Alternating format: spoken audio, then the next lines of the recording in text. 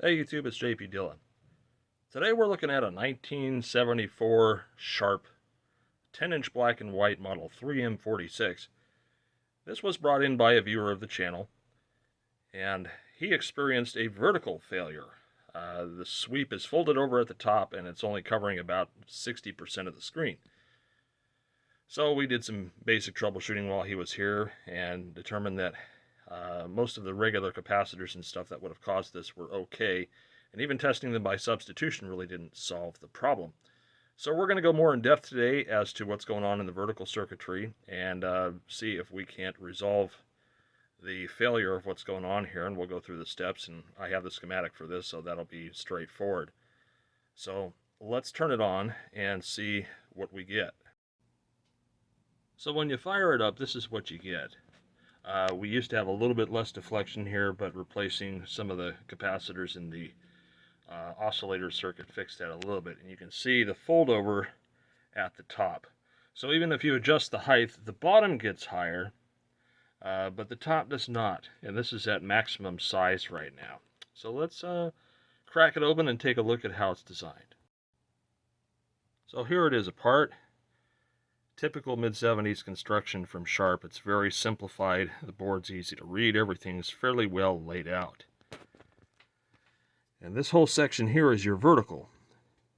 So you have your vertical outputs here. You have your oscillator transistor here. You have your driver transistor here.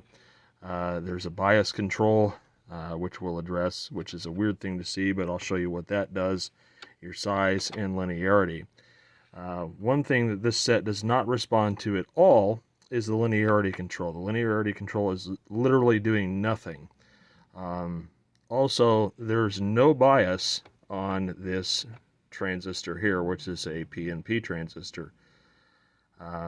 Now you'd think that being no bias there, this is the PNP that controls the lower half of the wave, that we wouldn't have the bottom. So either it's wired strangely and they're reverse biasing it for, certain purposes or whatever, I don't know.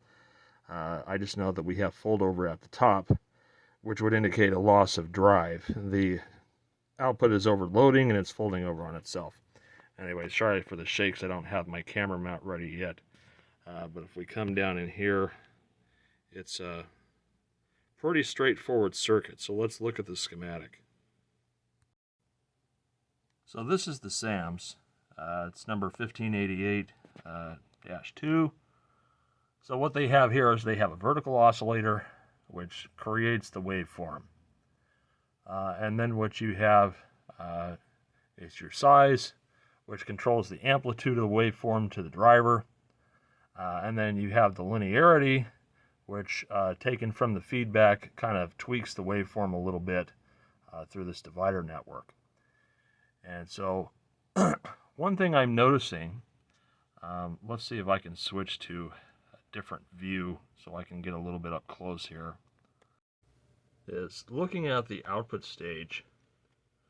I noticed that the voltages are a little bit high on Q603. So on the collector we do have 12 volts. On the base we have 9 volts. On the emitter we have 8.3 or something like that. And then the collector is grounded on the PNP, but again, we have like 8.6 on the emitter and 8.6 on the base. So there's no voltage across the base emitter junction, and that's technically off. So going back to the bias, they have this control called the vertical bias, which as you can see is in line with the base of the driver transistor, and a thermistor, which is supposed to change the amplitude on the base as the thermistor warms up, and its job is to change the bias test point at TP601 either up or down, which would affect the voltage across the PNP and NPN output transistors there. And adjusting the bias does a little bit, but it doesn't do very much. And again, across 604 is no voltage, so there's no bias on 604. So we have to come back and look at, they have this guy up here which regulates bias here. So we need to look at that, which is, I guess, a Resistor, variable resistor, something like that. Well, anyways, so the voltages on the transistors are too high, base and emitter, on both devices, and there's no voltage across 604, and it's off. So my thought is that it's the reason why there is the foldover. So we need to take a look at this circuit. In fact, I'm just going to print this out, and then we can start troubleshooting the area here. Now, as far as what I have replaced, so far here, this doubler section here has been replaced because one of them was kind of leaky, and that did give us a little more height, but not very much. Also, the coupling 10 microfarad capacitor here has been replaced. And the waveform at the base looks good. We'll put the scope on that so you can see it, but the waveform on the base of the driver transistor looks good. So I think it is a drive and an output problem. So let's get cracking on it. And one thing I forgot to mention here, which is of significance, is that this is not directly coupled. There is a big fat output capacitor here right before it goes to the deflection yoke.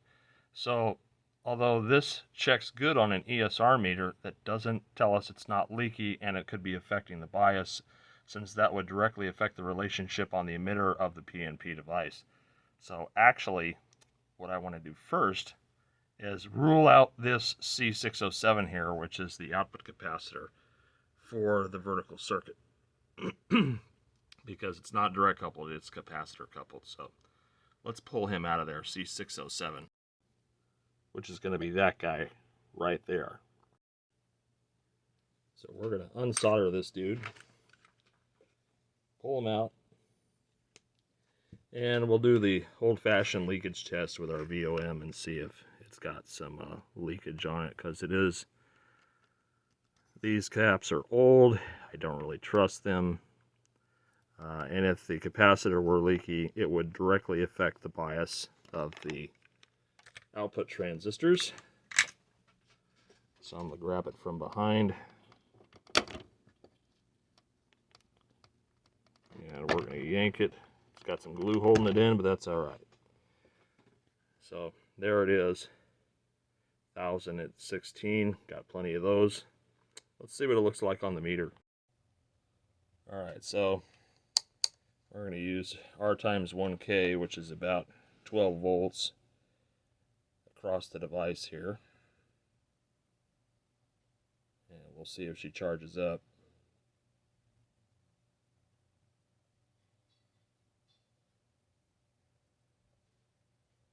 It's going awful slow.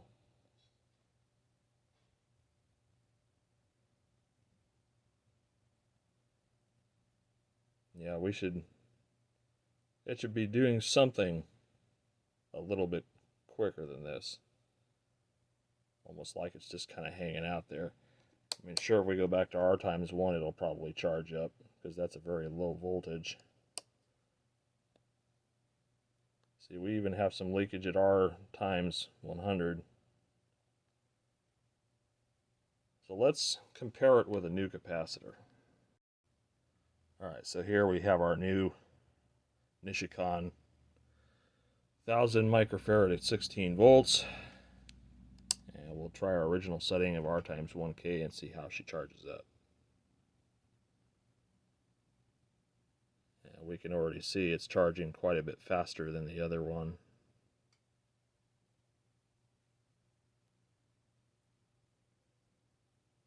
Quite a bit faster.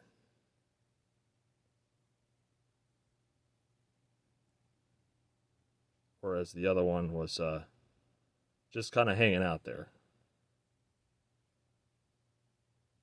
Yeah, so this is looking much better. And if we go down to R times 100, it just continually charges.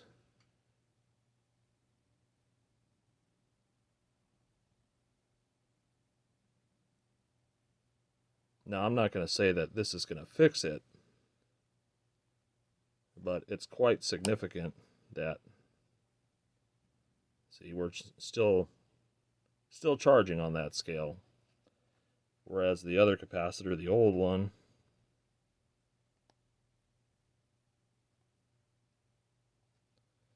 let's short this out here real quick and then do a recharge.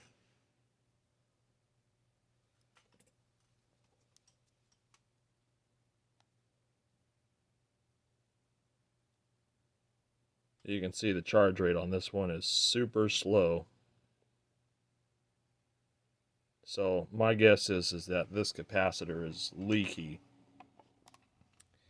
And so we're going to install the new one. And again, I'm not saying that that's going to fix it. What I am saying is that that part does not test as it should. So we'll just push this down in here.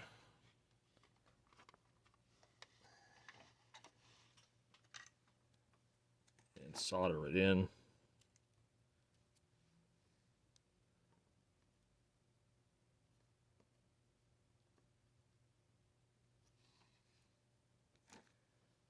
Then we'll cut off our excess.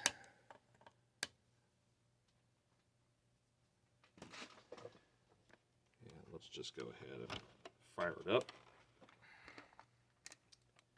and see what, if any, improvements there have been. And again, I'm not counting on this to fix it.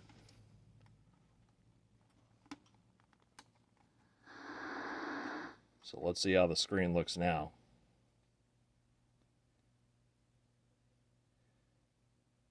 So as you can see, that didn't really fix it. We do have a little more deflection than we did previously, so yes, that capacitor was not okay. But again, that didn't fix it, and we have a loss of drive up here, which is significant. So let's take a look at the biasing circuit. Now, while this is still running, I want to show you guys something which I think is significant.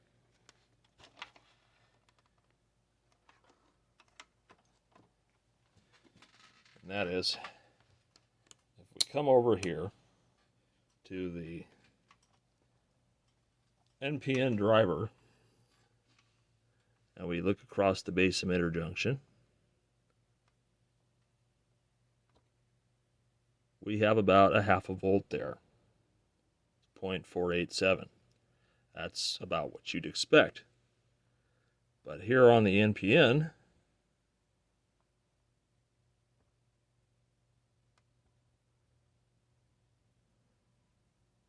we only have 0.18 volts there. So this is very much underbiased. And on the base we have 9.6, and on the emitter we have 9.8. Actually 9.6 on the emitter and 9.8 on the base. So there's very little voltage across this at all.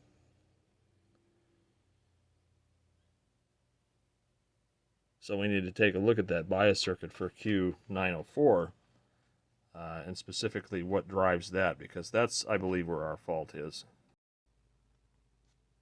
So the fact that we have high voltages here and here either suggests that this is not conducting enough, or we have an incorrect problem here. So let's check. See, this is supposed to be 6 volts and 5.8 volts there. We need to check and see if this is also high.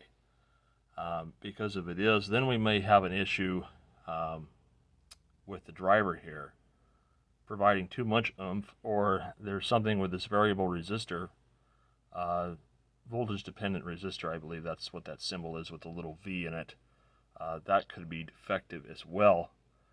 But the base here comes before that device. And then through this 390 ohm and the 150 ohm to the supply line. So I know we have that 11.7 volts, actually close to 12, comes through the 150, the 470 after decoupling through this point with this 47 microfarad. And then, through the 390 ohm resistor to here. So, and in order for this to work, this needs to be more, the base needs to be more negative than the emitter. So then there's the question of the supply to the emitter here, which almost happens entirely due to this bias circuit and the thermistor. So the bias circuit changes the voltage across R621 and 624 here, which would then change the voltage across the emitter. So either the circuit's wrong, there's something wrong in the circuit, or this device, 2SA715, is not conducting correctly. Either way, that's what we got cut out for us. It's either going to be something there in that bias circuit, which they don't tell you what the voltages are supposed to be at that point. They say test point 601. Let's see if we can find that. So see, there is no mention of TP601 anywhere else or what that value is supposed to be, that test point. So I think what I'm going to do is we're going to take a measurement here and here, and we're going to tweak the bias to try to get that as close as possible. Try to get the circuit as close to operating as possible, and then do a little more troubleshooting on the drive and the output. Alright, so currently, we come to the emitter here. Maybe this is the, yeah, go figure, this is the lead that's bad. Alright, take 2 with the new test lead. So, the emitter up here is 9.6, ain't supposed to be that high. The emitter over here, 9.8, again, not supposed to be that high. Our supply voltage is 12 volts. So, let's see if we can adjust the vertical bias control, which is up here, and see if we can change that value at all. Yeah, so the lowest it goes is 8.2 there, 8.5 there. So that's a little strange. 8.9, and then if we go to the driver here, 8.2. And that's got 0.5 of a volt on that. So that driver is technically on. So that's not even close to operating here. And if, let's take the measurement across the transistor that's not biased with the bias at one extreme. And so there is like nothing on that right now. Let's go ahead and turn it to the other extreme.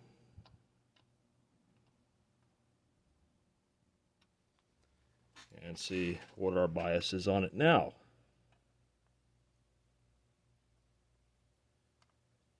Yeah, so now we're like 0.3 of a volt.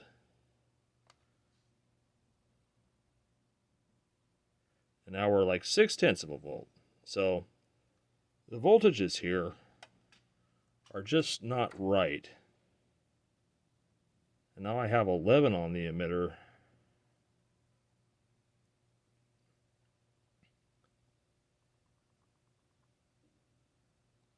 So something's not quite right here.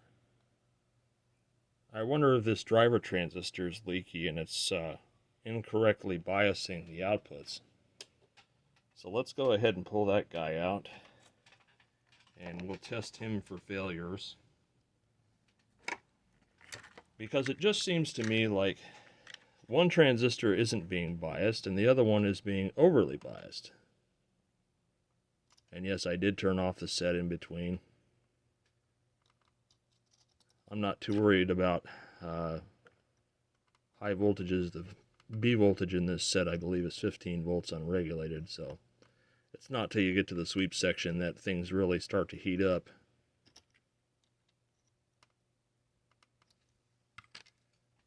So let's go ahead and yank the driver out. And you're a 2SC1213. I don't know if you guys can see that there. Let's check him for leakage, and then we'll check him for beta, make sure he's got a decent beta. And we're specifically looking between the collector and emitter. Trying to put that in a way where you guys can see the meter deflection. So in one direction, a polarity between collector and emitter, I should see a little bit of resistance like that. In the other direction, I should see nothing. So that transistor is not leaky, which is good. Let's go back to R times 1 and check our junctions and see if our junctions are there.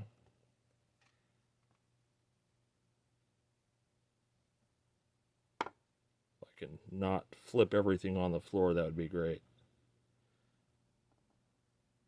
So we got junction there, no base collector leakage. So now let's check the beta, and let's make sure the transistor has enough beta to be a useful driver. The beta of this thing should probably be in about the 250 to 300 range. So I've got my old Kelvin Pro 400, which Fred probably got new in the 80s.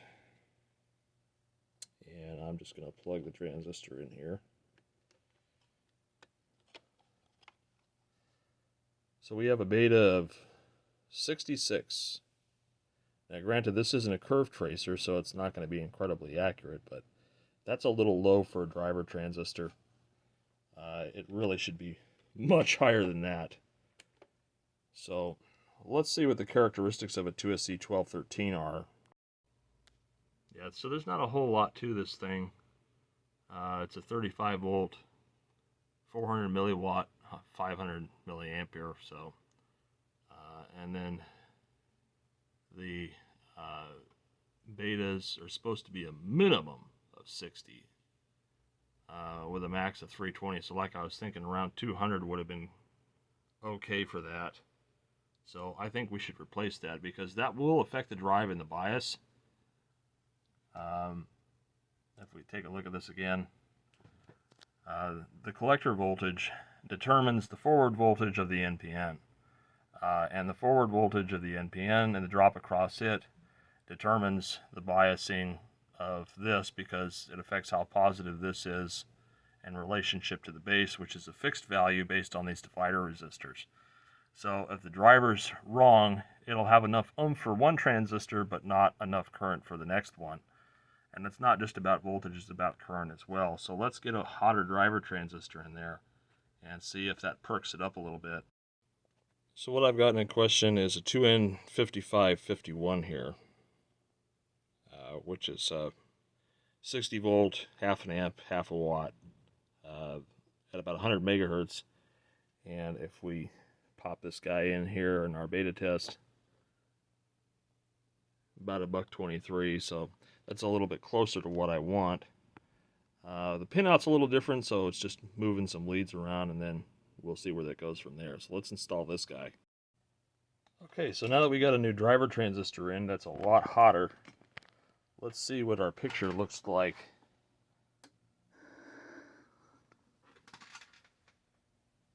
So that's much better. Okay, so you see the drive line here.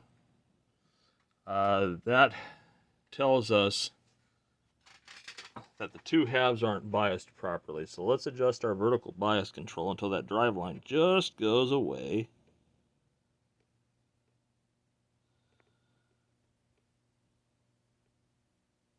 All right, that's looking better. Let's see if we can adjust our vertical hold here. Something a little bit. That's our contrast. Yeah, it's hard to tell. All right, still have a little bit of a drive line here.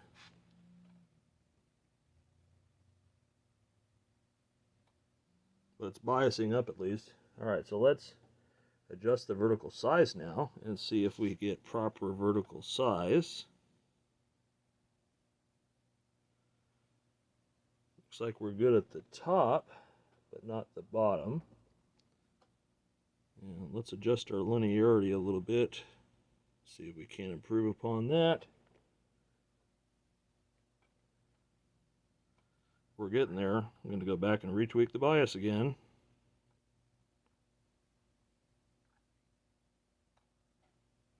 And then we'll do the size again. And see if we can't get the... Yeah, there we go. Very good. So that was it. The underbiasing was caused by a lack of current provided by the driver transistor. So the next thing I want to do is get a pattern generator on it, and then we'll dial in the linearity and stuff. That's very good.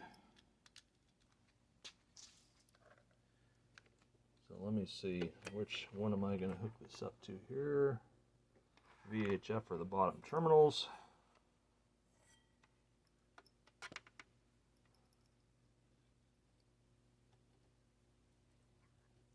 Yeah, these early solid state circuits are very finicky.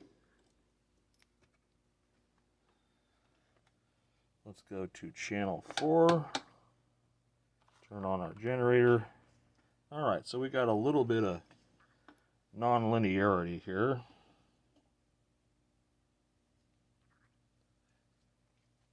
And let's adjust our linearity control and see if we can dial that in a little bit better. Yep, we can. And let's adjust our size. Ugh, that control is dirty.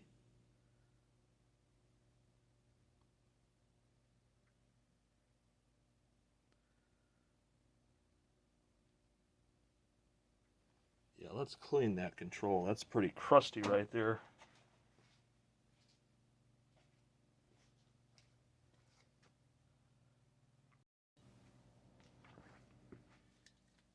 And let's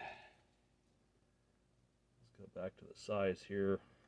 It's going to freak out on me. Let's clean it.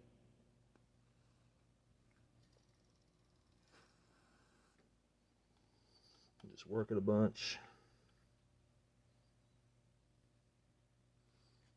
Now you see that we have this whole range of adjustment we didn't have before.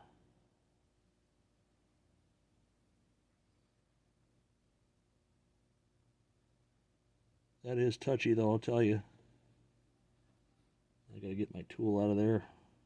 There we go. Okie dokie. So that's looking a little bit stretched, but not too bad. Turn that down just a smidge. Oh, that's the wrong direction.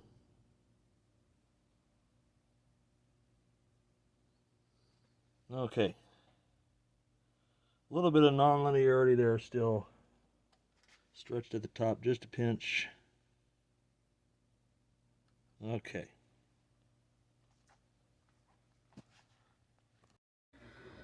So here it is on live TV.